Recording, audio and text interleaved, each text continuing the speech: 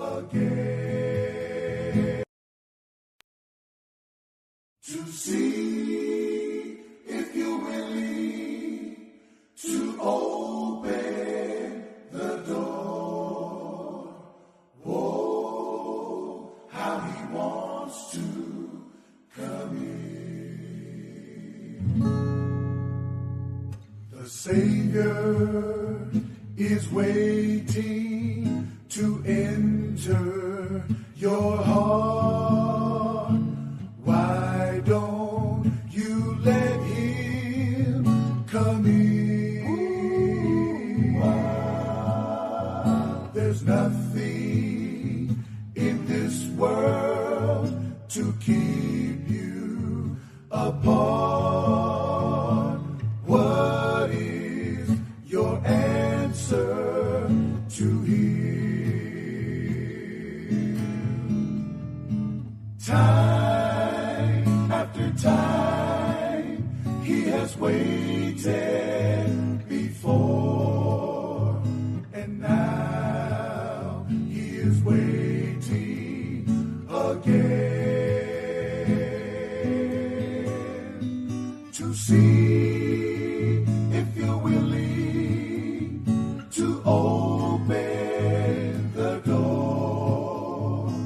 Whoa, how he wants to come in. If you take one step towards the Savior, my friend, you'll find his arms open wide.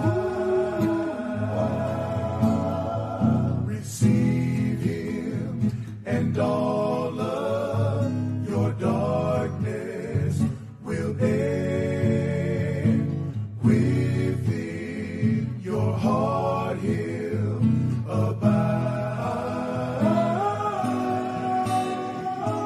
Time after time, he has waited before, and now he is waiting again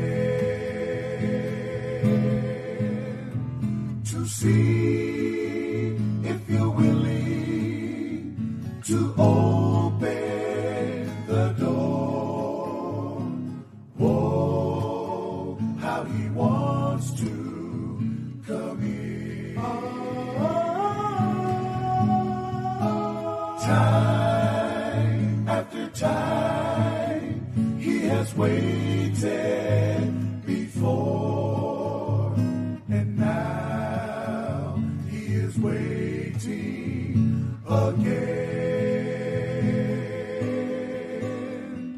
to see if you're willing to open the door. Whoa, how he wants to come in.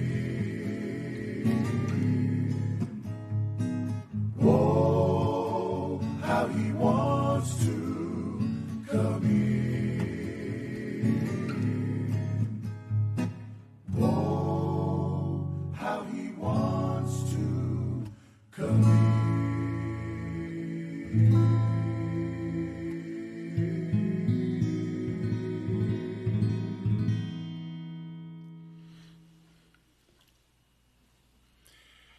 Good evening and welcome to our Friday evening Bible study. Today is Friday, July the 7th, 2023. And always it's a privilege and an honor, very humble to be able to sit on this side of the screen and share with you some findings from the scriptures and as well as from my own personal studies and research. Real quick, I only have a half hour, but this coming week, August 17th, 18th, 19th, and 20th. July 17th, 18th, 19th, and 20th. Thank you. We're hosting a vision conference, and the flyer will be on the, we'll go ahead and show that flyer. It's going to be really, really, really, very, very important. That perfectly, you can bring your family. It's like a vacation type thing. Beautiful campsite. It's more than a campsite. It's cabins, beautiful. First class cabins, clean. You have your own rooms in your cabins. You have your dining room. You have your kitchen, your own shower and everything. It's beautiful.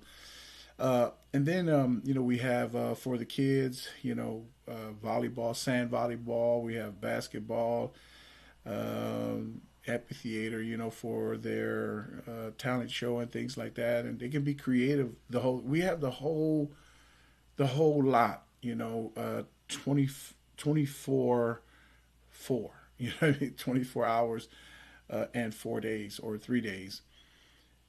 I mean, and then with all of that, you get breakfast, full fledged breakfast, and lunch, and dinner as well. And then we have a theater where we can watch movies and all of that. We're going to have the popcorns and all of that.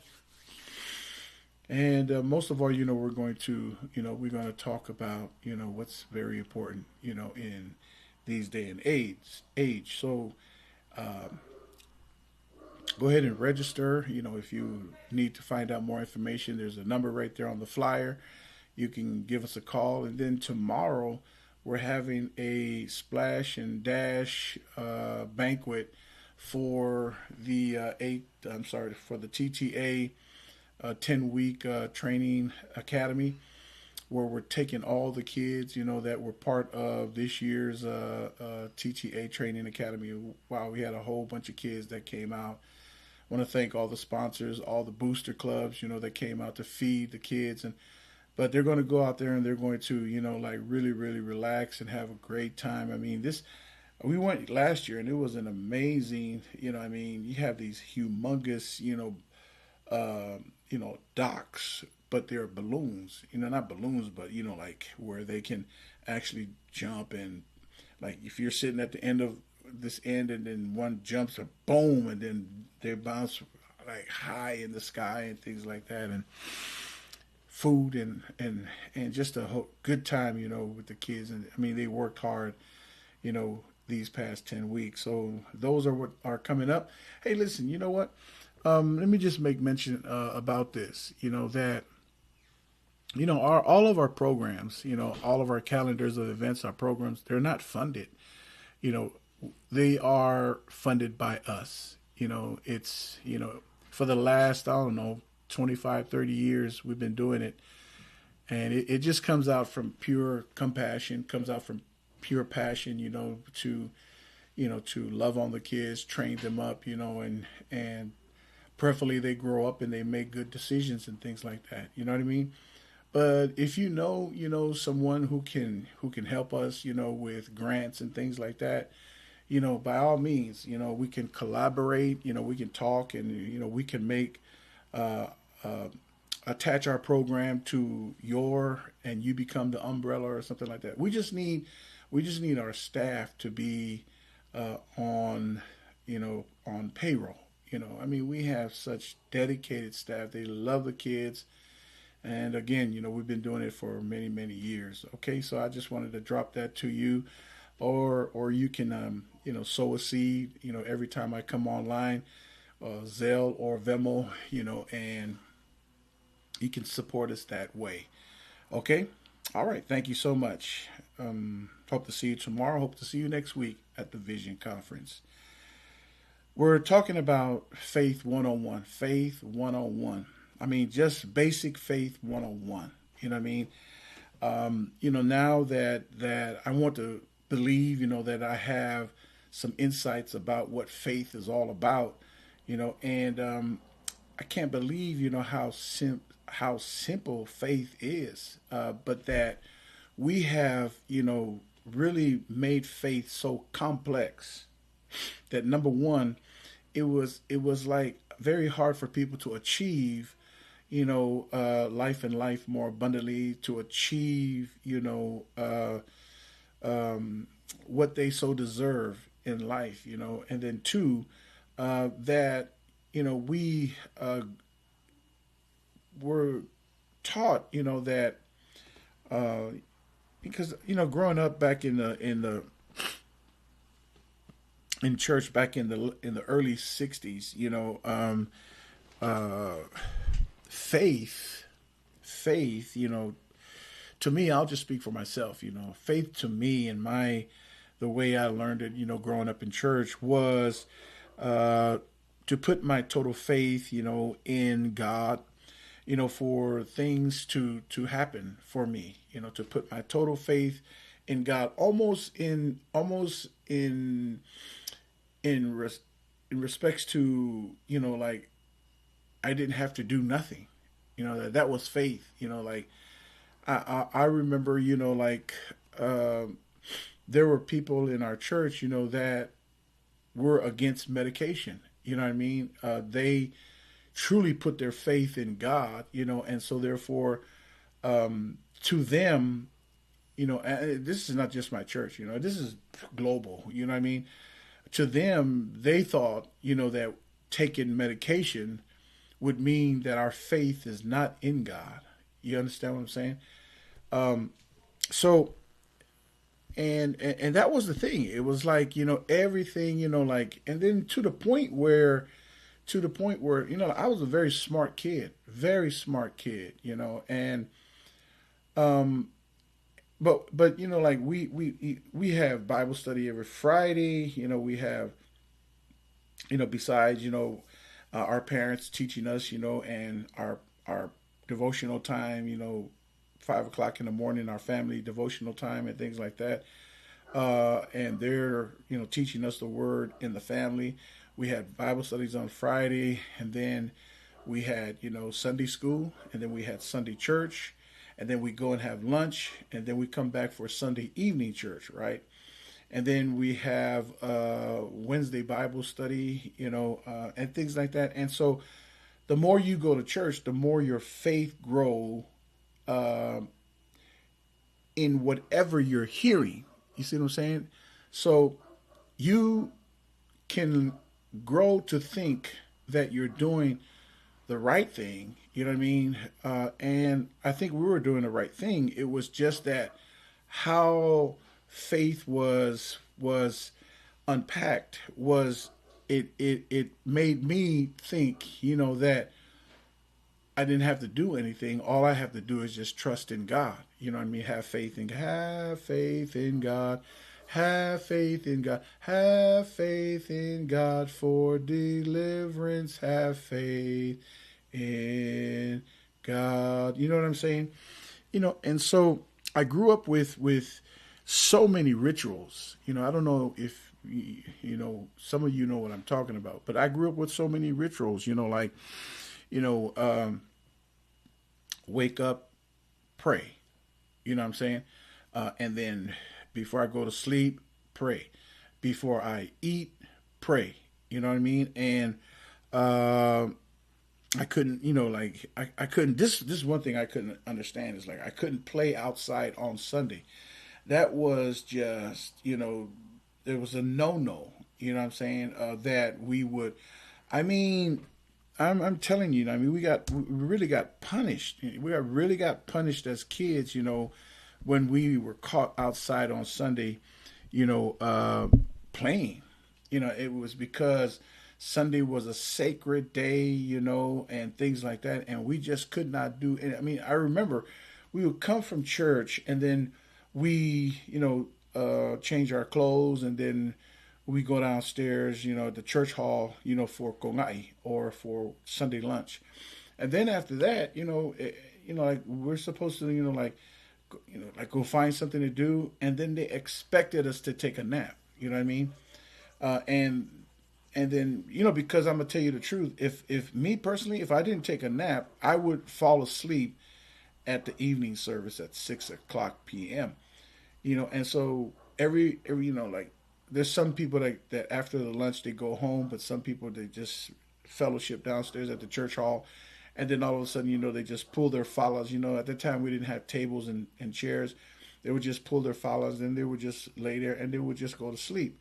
And I remember my dad would have his AM radio, because Billy Graham came on at a certain time, and so they just play the radio, and everybody's downstairs listening, and then they just fall asleep. You find me? We take a nap, wake up, and then we go to the 6 o'clock Sunday service, and then after that we come home, change our clothes, and then there are people that come over our home, and then we cook and serve for like, and then like I didn't even have time to do homework. You see what I'm saying? But there were so many rituals. I couldn't play outside on Sundays. I couldn't play, organized sports. And our family, just my family alone, didn't have a TV. My father wouldn't allow a TV. Come to think about it nowadays, I thought that was, you know, that's a good idea for today, because if it's amazing. I'm gonna give you an example. It's amazing how people uh, are still going to comply, to this new mandate that's coming out, where the kids cannot go to school unless they are vaccinated. You see what I'm saying? But the thing of it is, it's like the reason why we comply is because we keep watching that TV, television. It's a box that tells a vision. You see what I'm saying? Of what they want you and what they expect from you.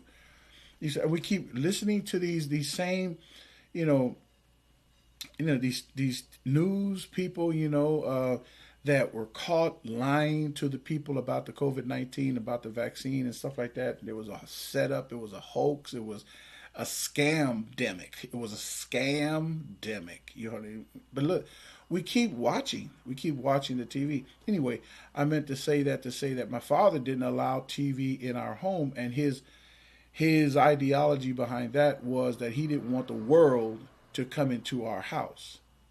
Now, I thought that was cruel when I was a kid, but nowadays I'm thinking, wow, that's what a good idea, that we should actually. Do you understand what I'm saying, everyone? I'm just telling you. Excuse me. So there were a lot of things. That I remember. The women couldn't wear earrings, the women couldn't wear pants, and things like that. Women couldn't wear their hair down; they had to put it up, and things. So many things, that came under the umbrella of faith. So that means if you had your hair down, or if I grew my hair out, then I didn't have faith in God or something like that. But the thing of it is that as I grow up, I begin to recognize that what's true in the natural is true in the spirit. You follow? I was just thinking about, meaning we all know that as children, we know nothing. You see what I'm saying? As children, we know nothing. We need guidance. We need, overseers. We need, counseling. We need people to watch over our actions and things like that. But we know nothing as kids. So it's the reason to, I'm thinking about, because I'm also a former athlete, and I'm thinking back, it's the reason why only 70 plus, football players are on the team, and there's like, hundreds to thousands, that are on, the bleachers or on the stands, spectating. You see what I'm saying? Watching the game.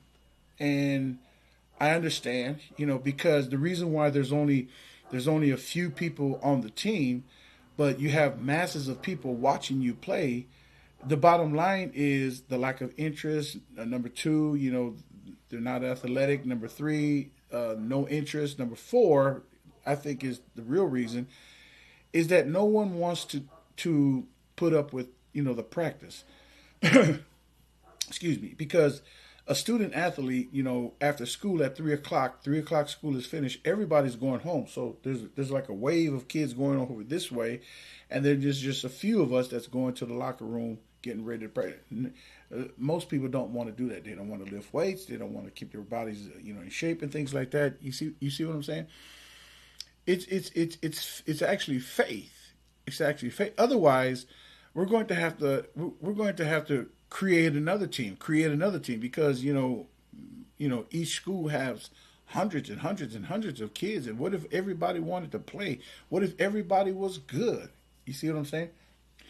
So, and so as we grow, we begin to, pick up more ideas as we grow. I'm telling my grandkids, Demi, Patti, Tennessee, Juliana, Layla, and Samira, as you grow. And then I make them repeat myself. I said, what did I say? And he said, as I grow. I said, yeah, as you grow, you're going to learn new things. You're going to see other things. You're going to experience things, and you're even going to see new things, hear new things, and experience new things without me. You see what I'm saying?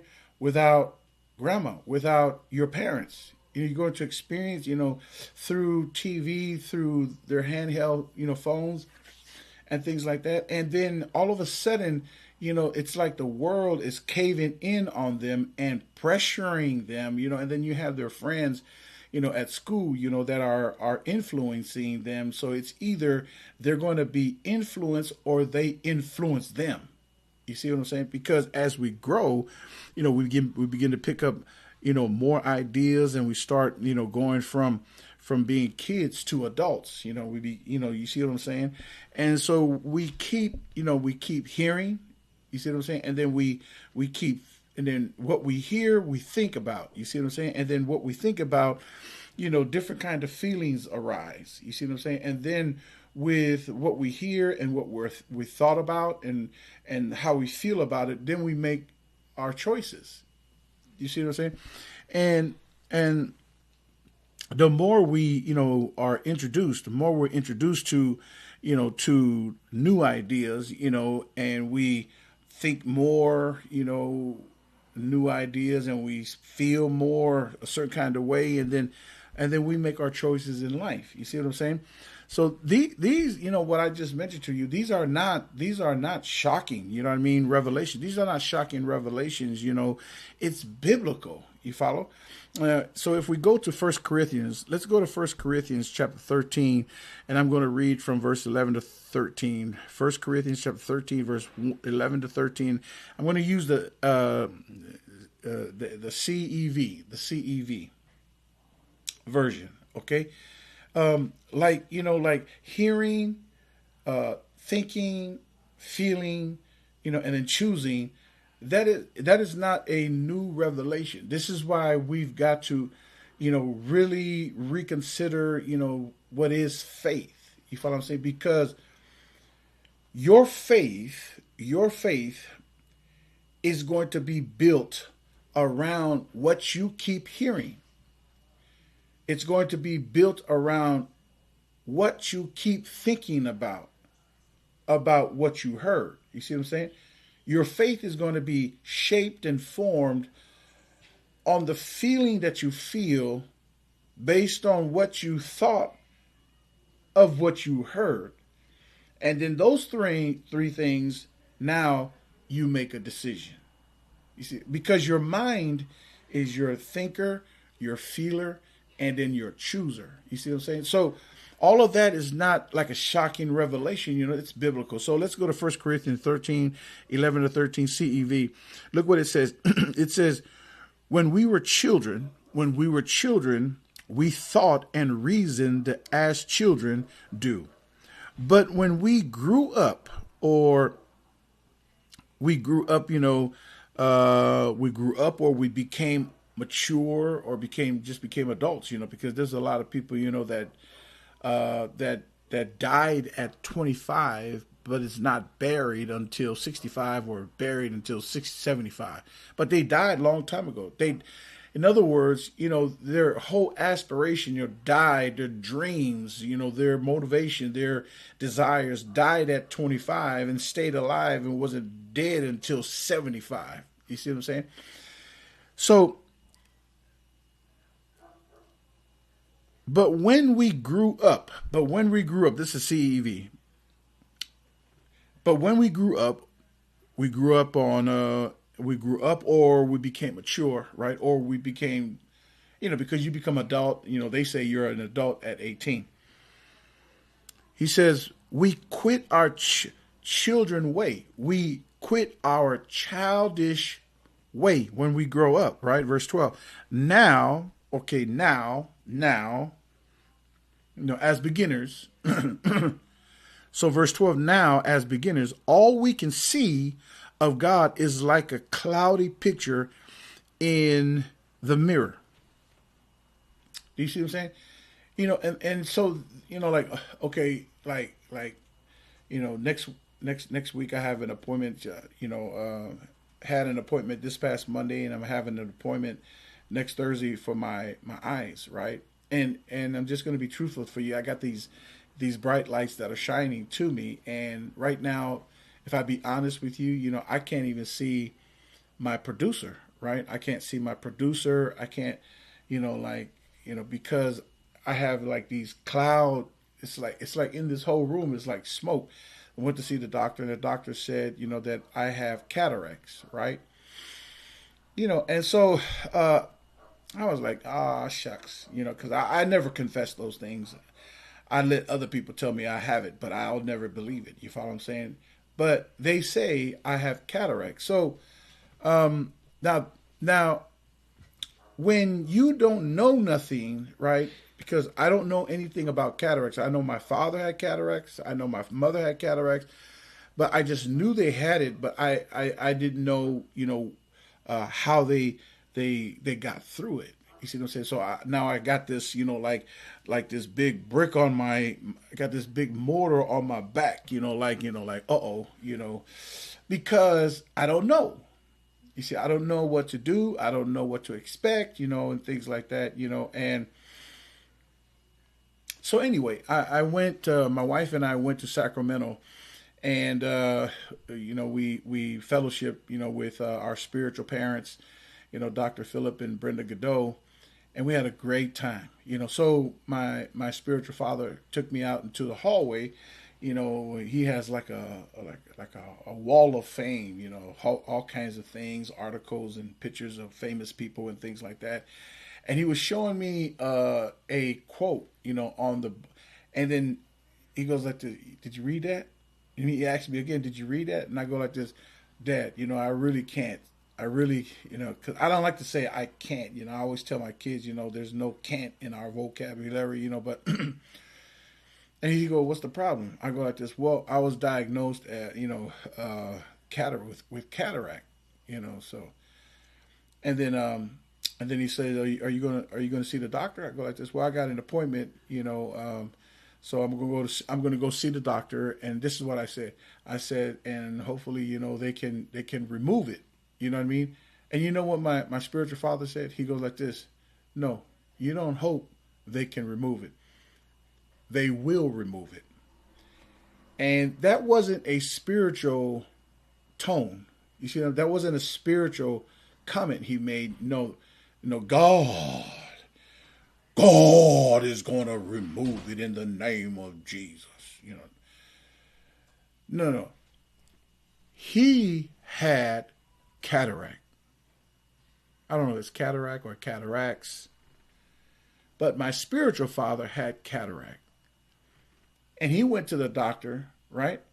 And it was like an 8-10 minute surgery. Boom. And it's like the vision came back, and so, I'm always teaching, that everything we need to be successful here on this earth, God had already provided, that the only reason why, his people were destroyed is because of the lack of knowledge, and I thank God, for doctors. It's unfortunate that we do have, some crooked, greedy doctors, that were actually, harming people in their family during the scamdemic. You follow what I'm saying? Making people, people our families and friends were dying left and right, during the scamdemic. You know what I mean?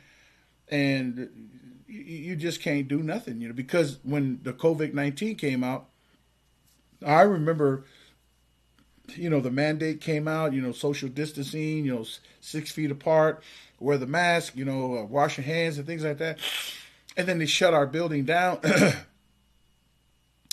And so Now, here come next Sunday, and we don't have a place to go. So I was about to, Father, what do I do? And you know what? I don't know if I heard it, I felt it, or whatever, but the word said, what do you have in your hand? Same, it's like the same thing he asked, Moses, when Moses, was the Red Sea was in the front of him, and Pharaoh and his army, was in the back of him, and then Moses was about to cry to God, and God said, "What you crying to me for? What do you have in your hand?" And Moses said, "A staff." And it was sort of like something that that I caught in my spirit, and then I said, "Well, I have this home that you blessed me with." He go like this, "Well, use it." So immediately, I told my secretary, to call everybody. I understand, that they might be uncomfortable to fellowship right now because everybody, are ignorant. We don't know, what to do with this COVID-19. But anybody that wants to fellowship, and get the word, come. We're going to have fellowship in the backyard. So we had church in my backyard for almost 3 years.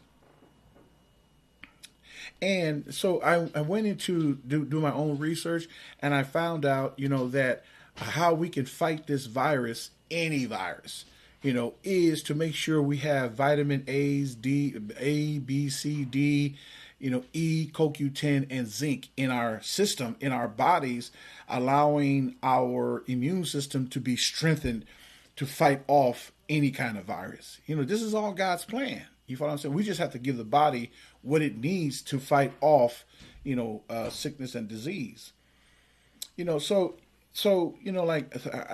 that's what I start to push. You see what I'm saying? I start to push, like pH, water, I bought a what do you call a machine that costs $4,000. That gives us, what's the name of that water, baby? Producer? Kagan water. A Kagan machine. You know what I mean? And so I just told the people, listen, man, I got the machine. All you have to do is bring your 5-gallon empty bottle, and you can come, and I'm gonna just have like a little cup right there. Just tip. Just put a tip in there. You don't have to pay for it. Nothing. I was doing everything I can, as a pastor, to defeat this evil, government. Do you see what I'm saying? And so one thing led after another. When I start to gain, insight about, how to fight this COVID-19, did you know that no one in our church died?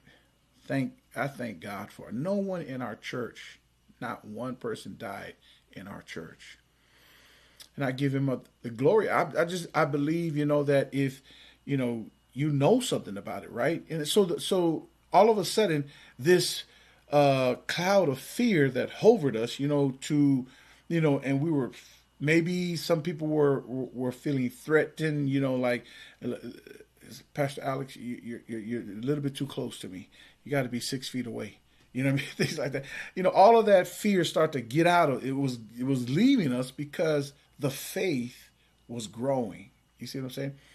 So I was telling you about my the cataract. So my spiritual father, told me, he goes like, I said, I got a doctor's appointment and hopefully they can remove it.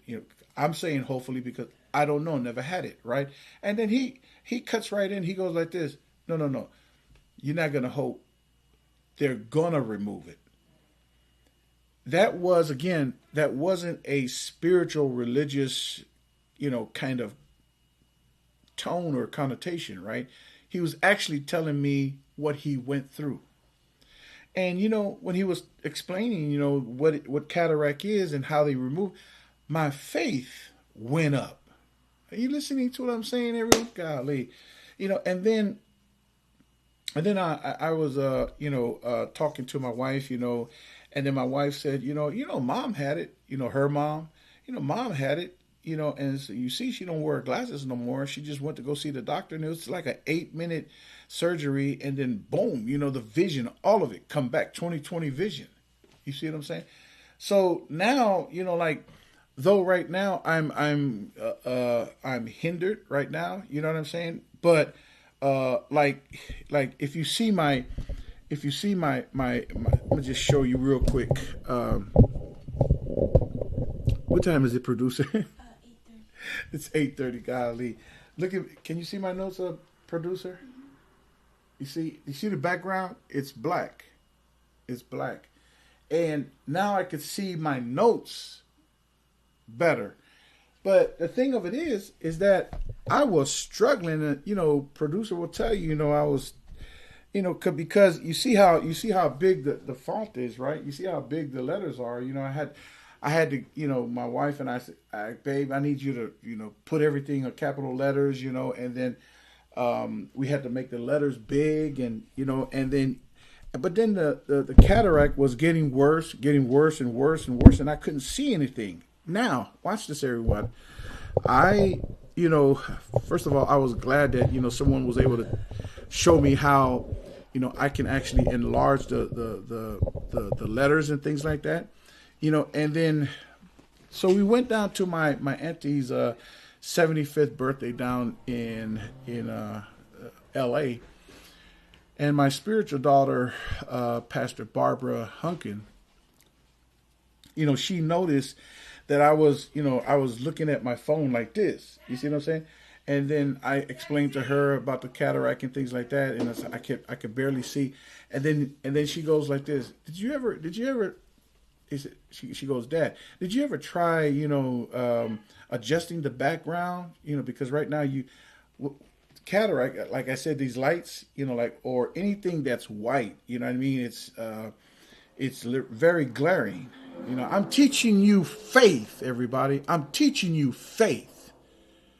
Faith comes by hearing, right? And I know hearing by the word of God, because that's where we want our faith in. But, anything else concerning life, your faith is going to come by hearing whatever issue you're dealing with, And so, man, she was the one that showed me how to blacken the background. And now, so I could be lazy right now and say, I'm not going to see the doctor, man, 'cause I can see my notes right now. No, I'm not going to. I'm going to go see the doctor. But you see what I'm saying?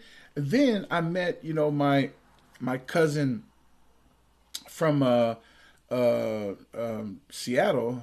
Her husband, was barbecuing for our auntie's 75th birthday, and I walked right by him.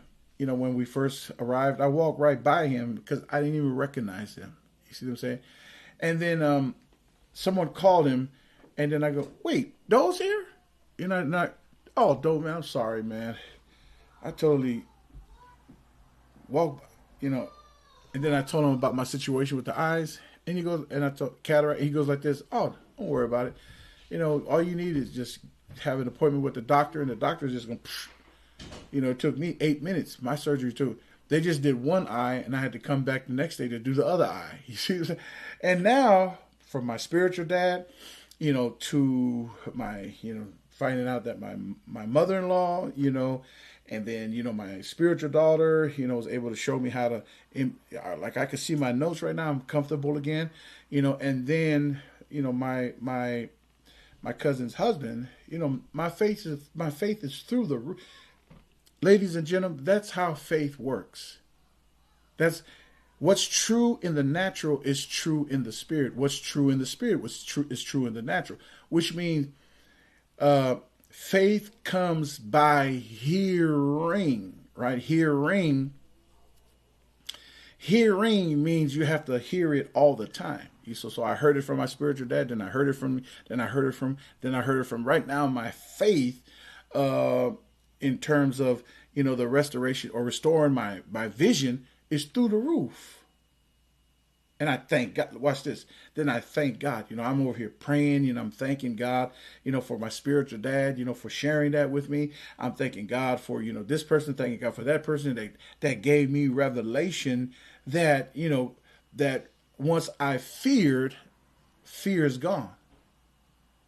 You see what I'm saying? Like, I don't drive no more. But it's not, that's just temporary. I'm just waiting for my car. You see, I mean, for my appointment, and then, so let me finish this real quick. Now, or now as beginners, right? All we can see of God is like a cloudy picture in a mirror, but later. So as a kid, everything doesn't make sense. You see what I'm saying? As a kid, you just watch your dad driving, and you don't understand all of that.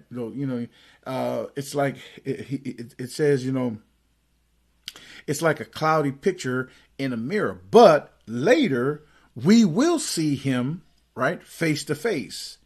Or when understanding arrives, you follow what I'm saying? We don't know everything, but then we will. We don't know everything, but then we will. That's faith. You see what I'm saying? Just as God completely understands us, verse 13, for now there are faith, hope, and love, but of these three, the greatest is love. Now, wow. Did you get that? Did you get that, everybody? The reason why, love is greater than faith and hope is because you can have faith and hope, but you ain't going to accomplish nothing without love. Excuse me. Right? It wasn't enough for God to say, I love the world, for God so loved the world, and then period. No, it was for God so loved the world, and then boom, that he gave his only begotten son, because love is powerful. You see what I'm saying? You have all the faith in the world, but if you don't love God, you're not going to go talk to somebody about God. You're not going to tithe. You're not going to sow seeds. You're not going to, you see what I'm saying? Love is powerful. Anyway, that is my, trying to be very simple. I'm trying to be very practical and very, simplicity is the key, of showing people what faith 101 is. You see what I'm saying? And so anyway, this message has been a blessing to you. I want you to, partner up with us. Partner up with Sold Out Christian Center International. Partner up with AMT Ministries. And you can partner by sowing a seed, and $1, $10, $100, $1,000, $1 million. It doesn't matter. I'm saying it doesn't matter because it's a principle. Whatever you sow, that's what you reap. Whatever I sow, that's what I reap. But here's the thing. The power is in the partnership. I don't know if you enjoyed this teaching or not. I think it was simple. Is as simple as I could put it. You follow what I'm saying? We had this whole idea about faith where people weren't taking their medication because they felt like they were putting their faith on the medication and not on God. But faith without works is dead. Do you see what I'm saying? That's what James talked about. But when we partner, we can get rid of, listen to this, everybody. When we partner together, we support Sold Out Christian Center International, sow a seed towards this message that you heard tonight. You can help me eradicate, annihilate, destroy, and, get rid of foolishness, presumptions, assumptions, ignorance, and stupidity that's coming out of our pulpit every week for centuries. Got that, everybody? Listen, man, you guys have a wonderful weekend. I hope you can come and visit us at our church. We meet here at 2200 Country Hill Drive in Antioch, California. We start right at 10 and we're done like about 11:15, and you have the whole Sunday to yourself. It's an amazing church, and amazing people. If you can come tomorrow, there's a flyer right there. Come and fellowship with us at the TTA Training Academy banquet. And if anything, just come and have fun. You know what I mean? And then again, July 17th, 18th, 19th, and 20th, a vision conference starts at Monday. And then, man, it's going to be a great time. Anyway, I took too much of your time. Thank you so much for tuning in. I'll see you at the top if you don't stop. Take care and God bless. Good night. Your heart, why don't you let him come in? There's nothing in this world to keep you apart. What is your answer to him?